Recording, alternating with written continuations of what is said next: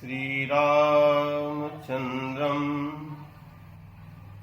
शरणं प्रपद्ये। श्रीरामदूतं शरणं प्रपद्ये। ॐ श्री गणेशाय नमः।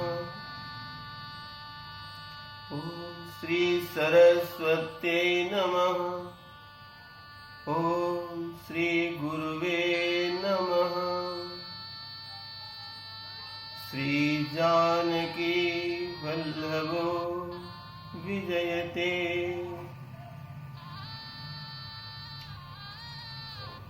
श्री गुरुचरण सरोज रज निजमन मुकुर सुधार। बरनौ रघुबर बिमल जस जो दायक फलचार। सियावर रामचंद्र की जय। पवन सुत हनुमान की जय। उमापति महादेव की जय। बोलो भाई सब संतनों की।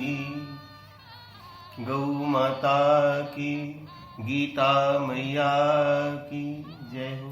गंगा मैया की जय हो। भारत के संतों की जय हो। भारत के तीर्थों की जय हो। भारत के सैनिकों की जय हो। भारत के शहीदों की जय हो।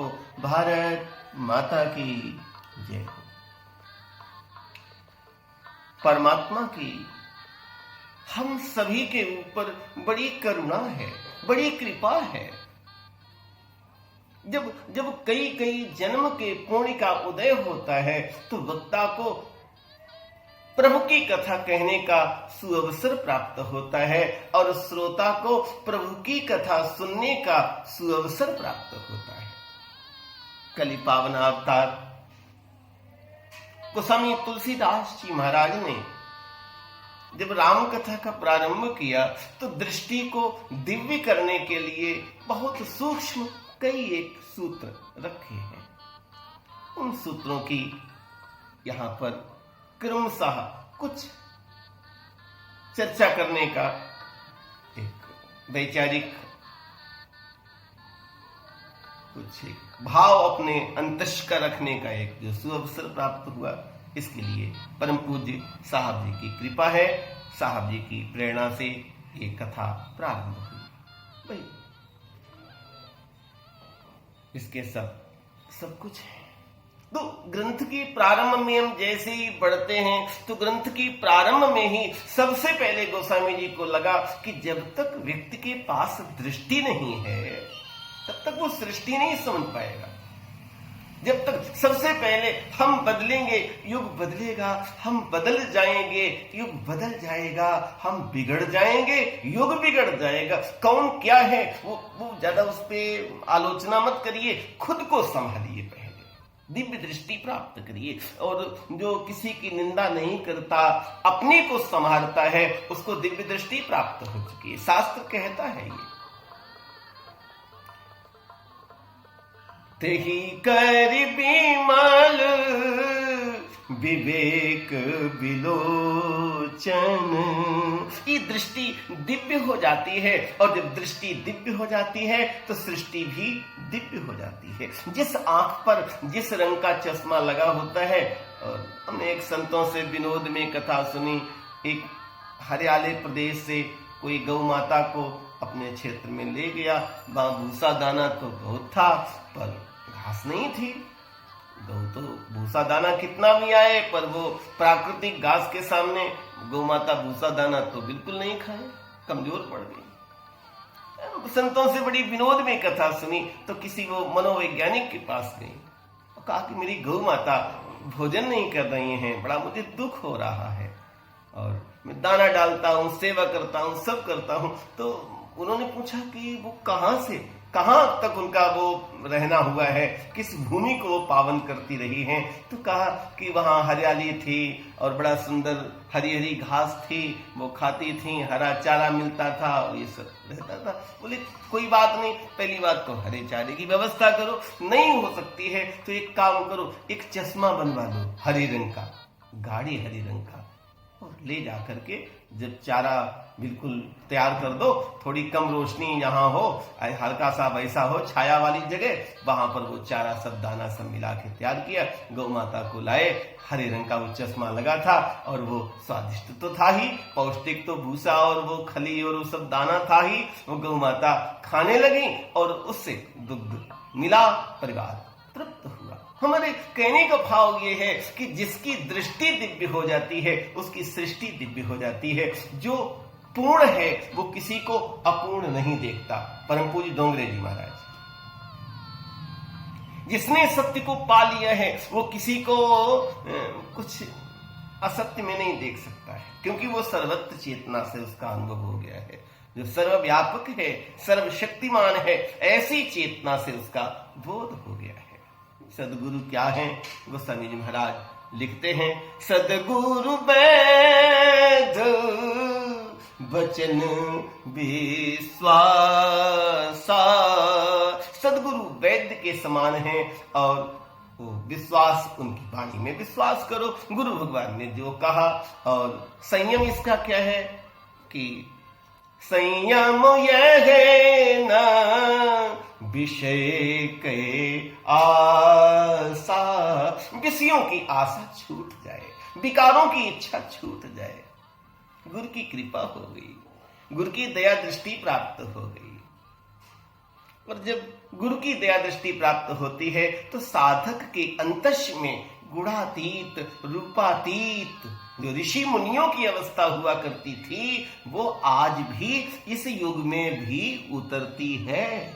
उसके लिए कोई समर्थ सदगुरु का सानिध्य चाहिए। समर्थ सदगुरु की महिमा बखान करते हुए भगवान शिव शिवा से बोले हैं, गुकारश गुणातीतो। इसमें जो गु वर्ण है, गु वो गुणातीत का प्रतीक है। 3 प्रकार के गुण हैं, सत्य, रज और तम। सदगुरु त्रिगुणातीत हैं। गुकारश गुणातीतो रूपातीतो रुकार कह। जो रू है वो रूपातीत है, गुणातीत रूपातीत हैं गुरुदेव भगवान। गुण रूप विहीनत्वात्, ये साधना का विषय है। बाह्य रूप से तो सदगुरु में गुण ही गुण हैं, वो उस अर्थ में नहीं आपको जाना है। सदगुरु का रूप है वो मानना है, उस रूप में नहीं जाना है। लेकिन परम पूज्य साहब जी ने एक बार ये भी कहा था कि ये भी एक अवस्था के बाद में छूट जाता है। गूढ़ विषय कहीं से मुझे स्मरण आ गया और बीच में हमने आपको साहब जी का संकेत करके प्रसाद में ऐसे रख दिया। एक अवस्था के बाद में ये भी छूटता है।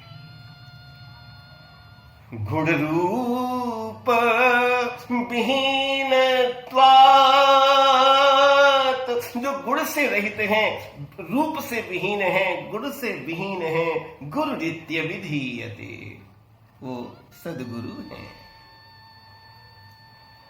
कबीर साहब, सदगुरु की महिमा को बहुत अच्छा समझना हो तो कबीर को अवश्य पढ़िए। साहब क्या क्या प्रायोगिक अवस्थाओं को दिया है। तो कहते हैं उनके उपकार अनंत हैं, उनकी महिमा भी अनंत है, कोई भी कह नहीं सकता है। किसी में सामर्थ्य नहीं है तो फिर कहें कि फिर कैसे अनुभव हुआ उसका, क्योंकि अनुभव है कि उन्होंने दिव्य दृष्टि पैदा कर दी। लोचन अनंत उघाड़ियां, उघाड़ियां पंजाबी। कबीर साहब तो पंचमेल खिचड़ी के कवि हैं, अनुभूत कवि हैं।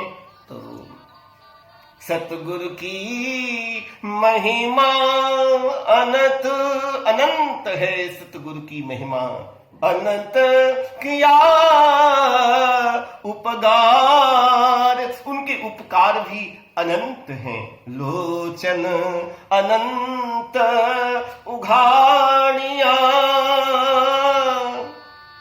अनंत की दृष्टि पैदा कर दी है, अनंत का बोध पैदा कर दिया है, अनंत की अनुभूति से साधक को, अपने शिष्य को ओतप्रोत कर दिया है और अनंत दिखावण हार, अनंत को उसको दिखा दिया है, अनंत का बोध कर दिया है।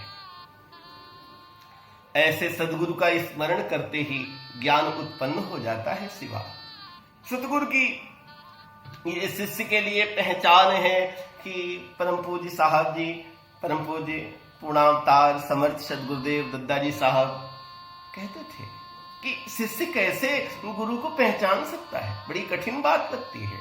जो जिस मार्ग का पथिक है नहीं, वो उसका जो सदगुरु है, ट्रेनर है, वो योग्य है कि नहीं, वो कैसे जान ले, ये कैसे पता लगे। बोले गुरु जान समझ के करो, तो क्या बेचारा वो जाने समझे, वो उस पथ का पथिक तो है नहीं, वो तो शिशु है।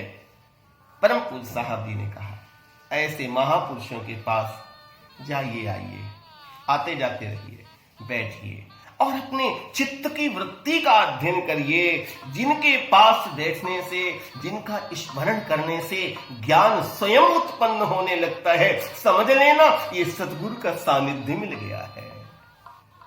श्री गुरु गीता, यस्य स्मरण मात्रेण, जिनका स्मरण करते ही ज्ञानम उत्पद्यते स्वयं, ज्ञान स्वयं उत्पन्न होने लगता है। जिनका स्मरण करते ही सएव सर्व संपत्ति ही, तस्माद संपूजयेद गुरु, जो संपत्ति है वही सदगुरु ही संपत्ति है।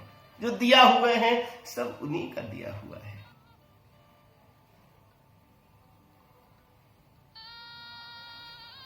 जीवन में सदगुरु ने जो राम नाम दिया है, कबीर साहब लिखते हैं, बड़ा सुंदर कबीर की अनुभूतियां हैं कि सतगुरु ने कृपा कर दी, सतगुरु ने हमें राम नाम दिया है, तो अब हम सतगुरु को क्या दें। कुछ मैंने बहुत दृष्टि दौड़ा करके देखी संसार में, पूरे ब्रह्मांड में, मुझे राम नाम की तुलना में सतगुरु को देने के लिए कुछ बराबर का दिखता नहीं। राम नाम के पट तरे देवे को कछु नाही, क्या ले गुरु संतोषिए, हौस रही मन माही। क्या लेकर के गुरु संतुष्ट हो जाएंगे, वो कुछ में दे नहीं पाया, वो तो स्वतः ही संतुष्ट हैं। यस्य स्मरण मात्रेण ज्ञानम उत्पद्यते स्वयं, जिनका स्मरण करते ही ज्ञान उत्पन्न होने लगता है। जिनके सानिध्य में जाते ही जो सुषुप्त चेतना है, कल्टीवेशन ऑफ ओकल्ट फोर्स, जो गूढ़ शक्तियां हैं। सर पीजक की दादा की एक रचना याद आती है। दादा ने बड़ा सुंदर अंग्रेजी, और आप सब लोग अंग्रेजी ज्यादा समझते हैं, हमें तो अंग्रेजी नहीं आती, हम तो श्रेष्ठ महापुरुषों के सानिध्य में बैठे और कुछ सुन लिया तो सुना देते हैं। आप बहुत नहीं आता। In spite of being too handsome, having a beautiful wife, glory in all directions, lot of wealth, unmeasurable, if not deep love in Guru's feet, in vain, in vain, in vain. Worthless, worthless, worthless. उसका कोई मूल्य नहीं है। Command over 6 Vedas, शास्त्राजान टंग, आप समझ पाएंगे, बड़ी सरल अंग्रेजी है। भले कोई कमांड ओवर 6 वेद के 6 अंग हैं, 6 अंग शिक्षा, कल्प, निरुक्त, व्याकरण, छंद, ज्योतिष सब कंठस्थ कर ले, मानो की कर ले कि ये होंगे लोगों ने, ऐसा नहीं। कमांड ओवर 6 वेदाज शास्त्राजन टंग, सभी शास्त्र उसकी जबान पर आ जाए। ग्रेट राइटर, बड़ा राइटर हो जाए। Talented poet, if not surrendered fully to Sadguru feet, in vain, in vain, in vain, worthless, worthless, worthless. Why fortune wife, children, friends, kith and kin may be numerous, if not deep love in Sadguru feet. In vain, in vain, in vain, worthless, worthless, worthless, without precious, without precious, without precious. वो worthless है, इन when वो व्यर्थ है, without प्रेसस उसका कोई मूल्य नहीं है, क्योंकि संसार सदगुरु के बिना मिल भी जाए तो संसार इन वेन है, वर्थलेस है, विदाउट प्रेसस है। और वही संसार जब सदगुरु की कृपा से प्राप्त होता है तो जिधर देखता हूं उधर तू ही तू है, न तेरा से जलवा न तेरी से भू है। सदगुरु ने ऐसी कृपा की, सदगुरु ने हाथ में एक कमान लिया और उसमें कमान से खींचते हैं तो जैसे बाण मारते हैं। कबीर साहब ने बड़ा सुंदर रूपक दिया है कि सदगुरु ने हाथ में कमान लेकर के और बड़ी तेज से कमान को खींच करके जो बाण मारा है, सतगुरु लई कमान कर, शक्तिपात के विज्ञान की तरफ सूक्ष्म इशारा है। सतगुरु लई कमान कर, हाथ में कमान ली, बाहर लागा तीर, एक जो बाह्या प्रीति सो, एक प्रेम रूपी जो बाण चलाया, भीतर रहा शरीर, वो मेरे शरीर के अंदर जाकर के भिद गया है। अब तो हंसे न बोले उन मनी, चंचल मेलिया मार, कहें कबीर भीतर भिदिया, सतगुरु के हथियार। सतगुरु की करुणा, सतगुरु का शक्तिपात अंदर तक भिद गया है, बहुत अंदर तक भिद गया है। सच्चा सूरवीर हमारे सतगुरुदेव हैं। कबीर साहब कहते, सतगुरु साचा सूरवा, सच्चा सूरवीर है सतगुरु, शब्द जो बाह्या एक, उन्होंने ऐसा शब्द दिया, लागत ही भय मिल गया, मैं तो जमीन में मिल गया, अहंकार शून्य हो गया, मैं तो ईगोलेस हो गया, मेरे अंदर का मैंपन मिट गया। पढ़या कलेजे छेक, हृदय से हृदय में ऐसा मुझे शक्तिपात दिया। संसार में जितने भी लोग हैं, जब कोई विषम परिस्थिति आती है तो भगवान शिव कहते हैं, हे शिवा, ये जगत के लोग व्यक्ति का साथ छोड़ सकते हैं, छोड़ भी देते हैं, कई बार आपने अनुभव किया होगा। ऐसी जब विषम परिस्थिति मानव के जीवन में पैदा हो जाए, तब एक एव परो बंधु विषमे समुपस्थित, इस विषम परिस्थिति में एक ही सच्चा बंधु है, गुरु सकल धर्मात्मा, तस्मै श्री गुरुवे नमः। गुरु भगवान संपूर्ण धर्मों की आत्मा है, सब कुछ मूल है, वो सब उन्हीं का दिया हुआ है। गुरु की करुणा से ही सब कुछ प्राप्त हुआ है। ये संसार एक जंगल के समान है और उस जंगल में ये जीव भटक गया है, वो रास्ता उसको नहीं मिल पा रहा है। संसार रूपी जो अरण्य है उसमें व्यक्ति दिग्भ्रमित हो चुका है, और ऐसे दिग्भ्रमित व्यक्ति को जिन्होंने पंथ दिखाया है, जिन्होंने राह दिखाई है, ऐसे सद्गुरु भगवान को मैं प्रणाम करता हूं। भवारण्य भगवान शिव बोले हैं और शिवा को सुना रहे हैं कथा। हे देवी, भगवान सुखदेव जी बैठ के कथा सुन रहे हैं, ऋषि मुनि नारद इत्यादि व्यास इत्यादि इस कथा का पान कर रहे हैं। इस कथा को स्वयं भगवान शिव कह रहे हैं और शिवा सुन रही हैं। भवारण्य प्रविष्टस्य दिगमोह भ्रांत चेतसः येन संदर्शितः पंथा तस्मै श्री गुरुवे नमः। इस संसार एक जंगल की समान है। इस जंगल में ये जीव भटक गया है, जंगल में जीव फंस गया है। कहां जाए, कैसे चले, क्या करे क्या न करे, गीता शास्त्र कर्मणो ह्यापि बोधव्यम बोधव्यम च विकर्मणः अकर्मणस्य बोधव्यम गहिना कर्मणो गतिः कर्मणि अकर्म यः पश्येद अकर्मणि च कर्म यः स बुद्धिमान मनुष्येषु सयुक्तः कृष्ण अकर्मकः यस्य सर्वे समारंभा काम संकल्प वर्जितः ज्ञान अग्नि दग्ध कर्माणं तम आहु पंडितं बुधा। जितने भी कर्म हैं सब ज्ञान रूपी अग्नि में जला दिए जाए। ये संसार 3 ताप में तप रहा है, 3 प्रकार के तापों का वर्णन है। और राम की कृपा हो जाए, राम के राज्य में किसी को भी ये ताप तपित नहीं करते।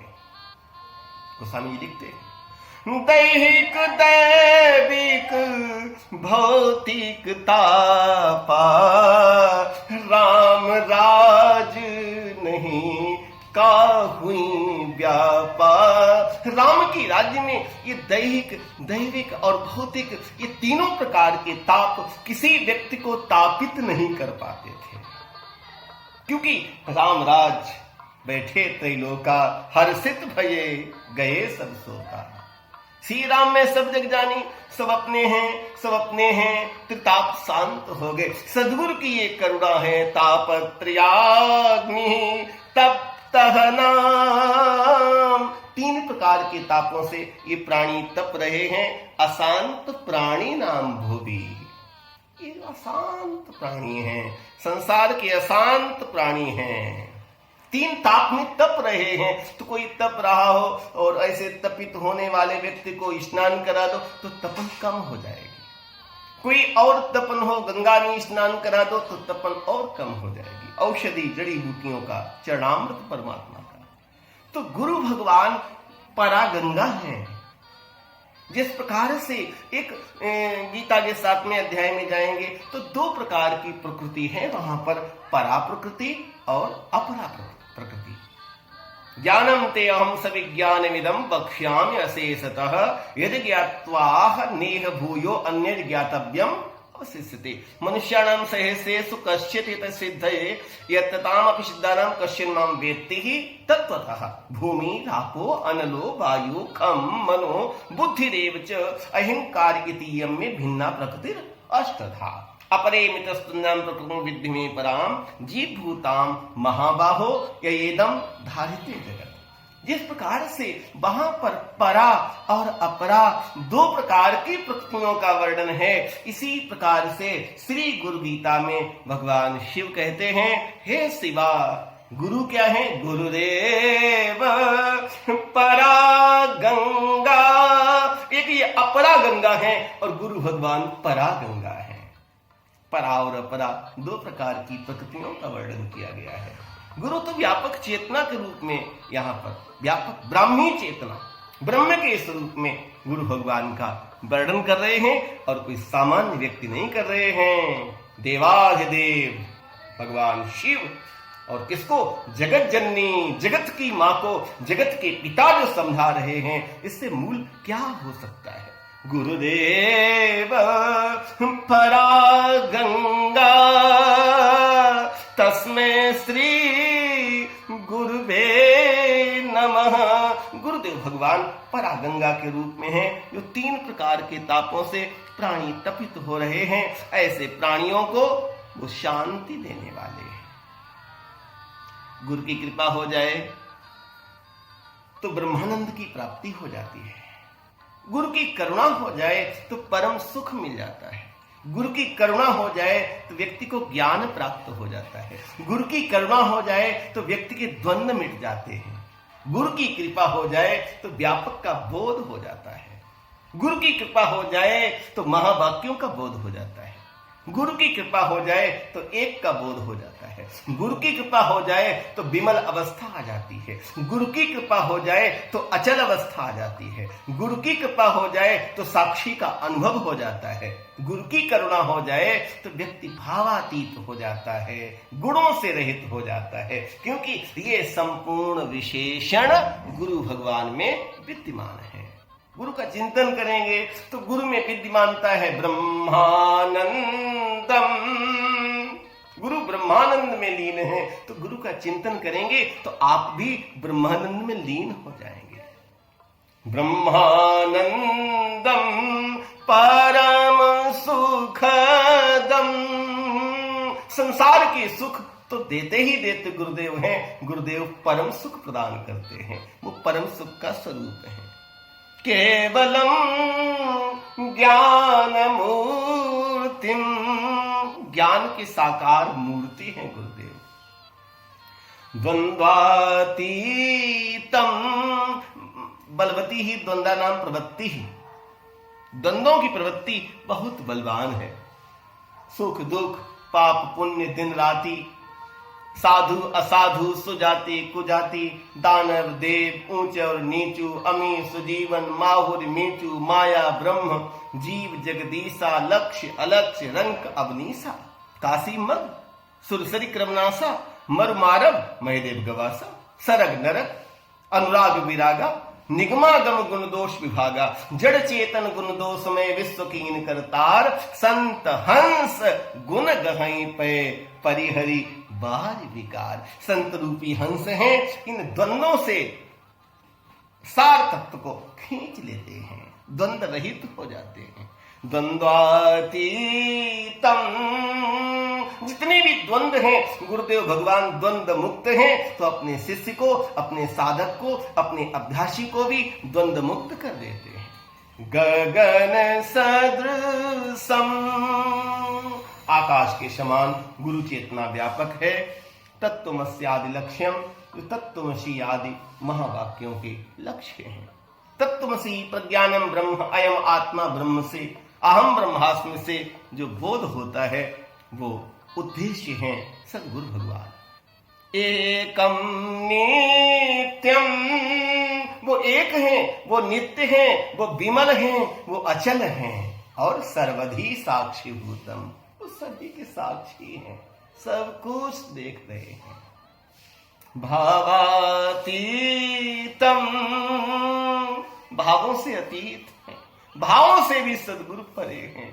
त्रिगुण रहितम, गुरु भगवान तीनों गुणों से रहित हैं। सद्गुरुम तम नमामि, ऐसे गुरु भगवान के चरणों में मैं नमन करता हूं, प्रणाम करता हूं। भगवान शिव कहते हैं, हे शिवा, मानस सद्गुरु तत्व में प्रवेश करते करते जो गुरु ने मार्ग बताया है उससे मन की शुद्धि करें। जो गुरु ने अभ्यास बताया है, गुरु उपदिष्ट मार्गेण मनः शुद्धिम तु कारयेत, अनित्यम खंडयेत सर्वम, जो अनित्य है उसको खंडित कर दो।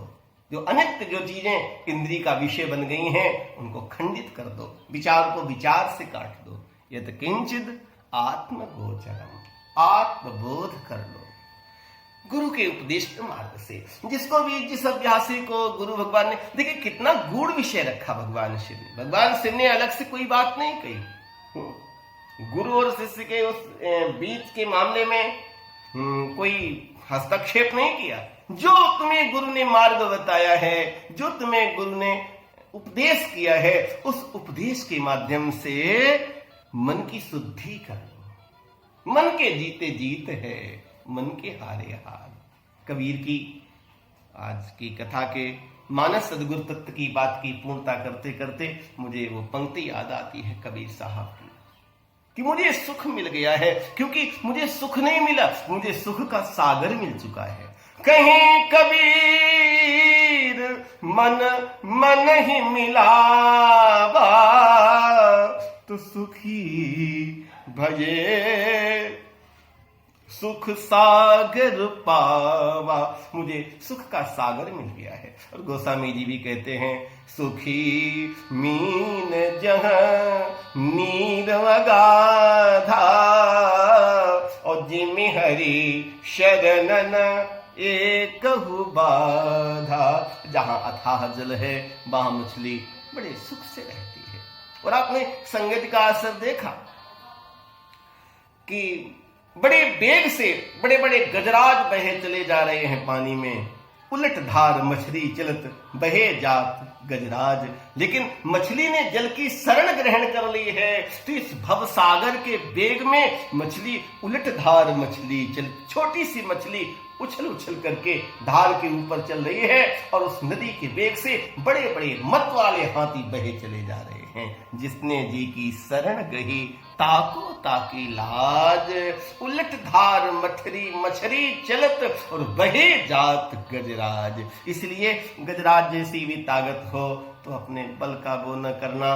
वो बल, भगवान कहते बलम बलमताम चास्मी, मैं बलवानों का बल हूं। किसी को भी जो बल प्राप्त हुआ है वो सदगुरु का बल है, श्री हरि का बल है। यहाँ पर राम को और कृष्ण को मानस में भी सदगुरु वेद बचन विश्वासा, प्रभु श्री राम को यहाँ पर सदगुरु के रूप में और कृष्ण को भी कृष्ण बंदे जगत गुरु के रूप में भाव रखते हुए आज की कथा का ये पुष्प यहीं पर समर्थ सद्गुरुदेव साहब जी महाराज के चरणों में सादर समर्पित करते हुए मानस सद्गुरु तत्व आप सबको प्रणाम।